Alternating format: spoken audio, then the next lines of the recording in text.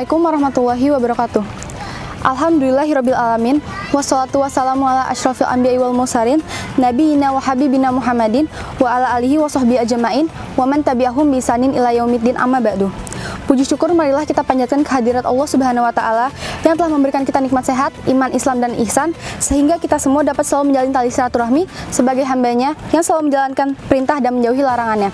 Salat serta salam tidak lupa kita panjatkan kepada Nabi kita Muhammad SAW berserta keluarga dan para sahabatnya. Semoga kita termasuk ke dalam umatnya dan dapat selalu menjalankan ajarannya hingga akhir nanti. Amin amin ya rabbal alamin.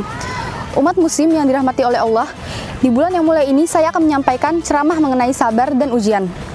Dalam menjalani kehidupan ini ada banyak sekali peristiwa yang terjadi pada kita, baik yang menyenangkan maupun yang tidak mengenakan. Bagaimanapun juga peristiwa tersebut tidak bisa untuk kita pilih dan pilah. Peristiwa tersebut semuanya akan datang silih berganti. Tidak sedikit peristiwa tidak mengenakan singgah pada kita. Peristiwa yang akan menguji keimanan kita. Apakah sabar dalam menjalaninya ataukah kita malah akan sibuk mengeluh kepada Allah. Ujian tersebut akan datang secara terus-menerus pada kita. Namun, ujian yang Allah berikan ini nantinya akan menjadi pahala dan menaikkan derajat kita di hadapannya. Dengan catatan apabila kita sabar dalam menjalani ujian tersebut. Dengan kesabaran penuh, Allah akan menjadikan ujiannya sebagai anugerah yang maha dahsyat bagi kita. Sejatinya, Allah akan menguji hambanya dengan ujian yang berbeda-beda.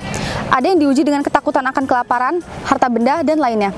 Sebagaimana terdapat dalam ayat Al-Quran yang berbunyi, وَلَنَبْلُوَنَّكُمْ بِشَيْءٍ مِّنَ الْخَوْفِ وَالْجُوعِ وَنَقْصٍ أَمْوَالِ وَالْأَنفُسِ وَالثَّمَرَاتِ وَبَشِّرِ الصَّابِرِينَ, yang artinya, dan kami pasti akan menguji kamu dengan sedikit ketakutan, kelaparan, kekurangan harta, jiwa, dan buah-buahan, dan sampaikanlah kabar gembira kepada orang-orang yang sabar. Al-Baqarah ayat 155. Sebagai seorang muslim yang baik dan merasa beriman, tentu kita harus bisa berlaku sabar atas apapun yang telah Allah Subhanahu wa taala tetapkan. Hal ini karena setiap ujian yang datang adalah kiriman darinya dan Allah tahu bahwa kita mampu untuk menjalaninya. Bahkan Allah telah bersabda bahwa tidak akan menguji hambanya di luar batas kemampuan hamba tersebut. Setelah kita bisa menerima ujian dan bersabar, semuanya akan lebih sempurna apabila kita imbangi dengan sifat tawakal. Dan insya Allah dengan menjalani ibadah puasa di bulan Ramadan ini, kita semua bisa melatih rasa sabar dan tawakal kita kepada Allah. Sabar sendiri terbagi menjadi 3 bagian.